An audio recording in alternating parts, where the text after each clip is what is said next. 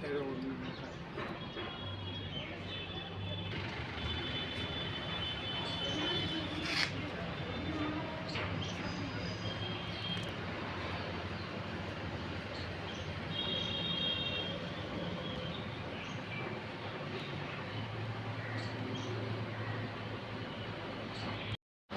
दम बराबर करते हो, काम नहीं करते, साल में एक पत्र देखो तो पेंडेंसी हो जाएगी। हम अपने भी एसीआर टाइम पर करो, दूसरे की भी एसीआर मांगो, विद अचीवमेंट मांगो। मैं मेरी खुद तो मेरे पास यही 4-5 पार्ट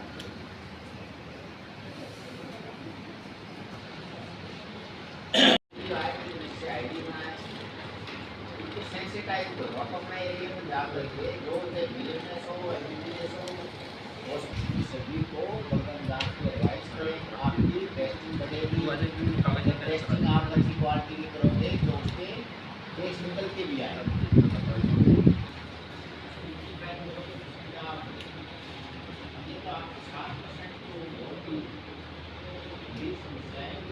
मरीज नोटिफाई हुए हैं, इनमें डायग्नोज तो इन्होंने टेस्ट तो करा रखे थे 647, लेकिन पॉजिटिव एक भी नहीं।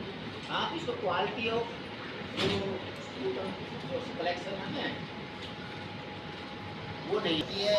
जिसको बलगम की 2 हफ्ते से खांसी हो रही है तो ऐसे पेशेंटों को आइडेंटिफाई करना, आइडेंटिफिकेशन हो जाएगी तो उसको फिर बलगम कैसे दिया जाता है ये पता होना चाहिए। पट्टी बनवाएं, हाथ से करवाएं, ऐसे हाथ लगा करके धूप ना दें, बलगम दें। बलगम में ही कीटाणु आएंगे, धूप में कभी कीटाणु नहीं आएंगे। धूप देने से तो क्या फायदा? ये एमओटीसी को किसी टाइप के हो, सभी की आप 15 दिन में जो मीटिंग करो और महीने में उसको रिव्यू करो। इसका पहला स्टेप है पहचान करें।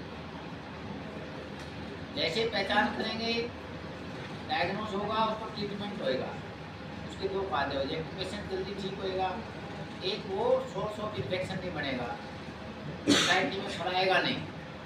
जितना डिले होगा पेशेंट को नुकसान होगा, वो सोर्स ऑफ इन्फेक्शन होगा। वो एक आदमी से दूसरे आदमी फैलाएगा कि खांसते टाइम, छींकते टाइम, बोलते टाइम। ओपन केस है तो नुकसान करता है। आइडेंटिफिकेशन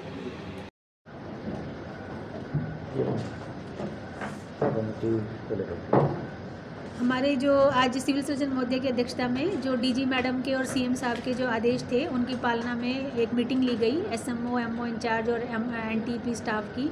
और जो हमारे सीएम साहब ने आदेश दिए थे कि टीबी के मरीजों को किसी तरह की कोई दिक्कत नहीं आने दी जाएगी, उसी के संदर्भ में सिविल सर्जन द्वारा दिशा निर्देश दिए गए कि जो बलगम की जाँच है वो सभी जो बलगम जाँच केंद्र हैं उस पर तुरंत उपलब्ध करवाई जाए, किसी मरीज को कोई भी जाँच के लिए परेशानी ना उठानी पड़े।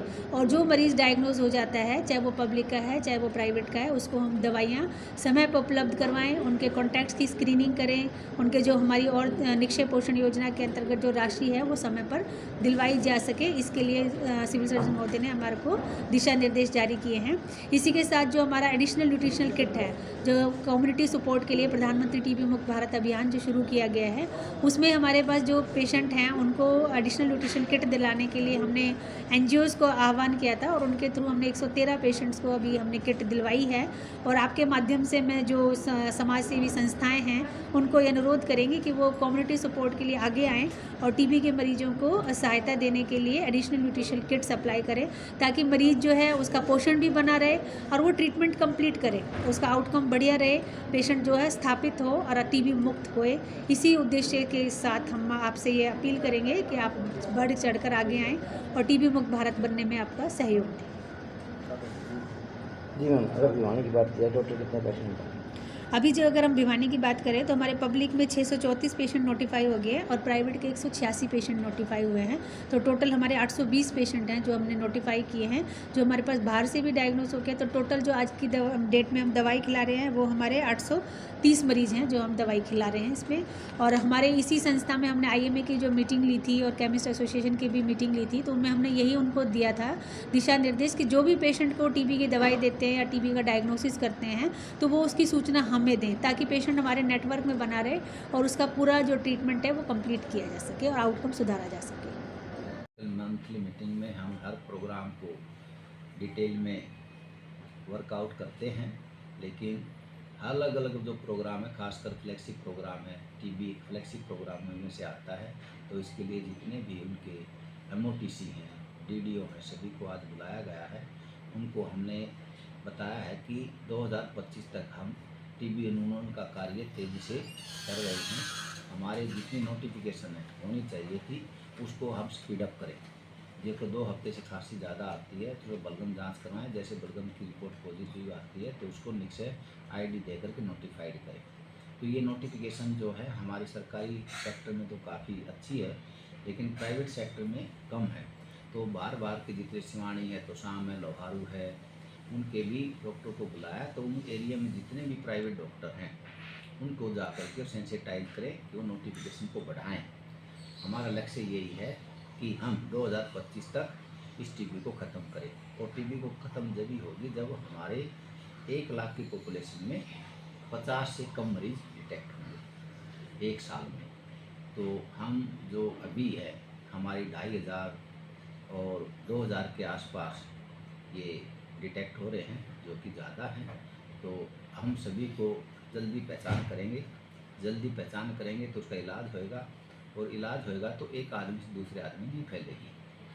हम समय पर इलाज ना करवाने के 2-3 बड़े नुकसान होते हैं। एक तो उसको वो बीमारी बढ़ करके ज़्यादा फैल जाती है, दूसरी वो मरीज़ जो है इन्फेक्टिव होता है, एक आदमी से दूसरे आदमी में फैलाने का कारण भी बनता है। तो जितनी जल्दी पहचान होगी, जितनी जल्दी उसका इलाज शुरू होगा, तो उसका भी खुद का इलाज बढ़िया रहता है और उसको फैलाने में से भी रोका जा सकता है।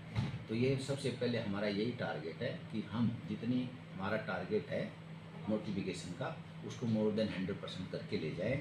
इसी के वेज में हमने आज मीटिंग बुला रखी है, और इसकी मीटिंग के बाद फिर हम IMA के, निम्मा के, जो प्राइवेट संस्था के हैं उनको बुलाने के लिए मीटिंग अरेंज करेंगे। हमारी वो 29 तारीख को है IMA की मीटिंग। दूसरा हमारा ये है कि जितने भी हमारे ये जो वर्कर हैं फैक्ट्री में काम करते हैं, हमारा टारगेट ये है कि कम से कम 1 साल में उनका 2 बार टीबी का जांच जरूर हो। ये हमने गाइडलाइन बनवा रखी है। तो सभी जो फैक्ट्री के मालिक को हम चिट्ठी भेजी है कि जितने वो अपने लाइन लिस्टिंग दे, और सभी का 1 साल में 2 बार टीबी की जांच जरूर करवाएं। अदरवाइज उनकी जो इम्यूनिटी है वो कमज़ोर हो जाएगी, और वो इतना वेंटिलेशन ठीक एनवायरनमेंट नहीं होता। तो हमने जो लेबर डिपार्टमेंट को भी इसको इन्वॉल्व किया है।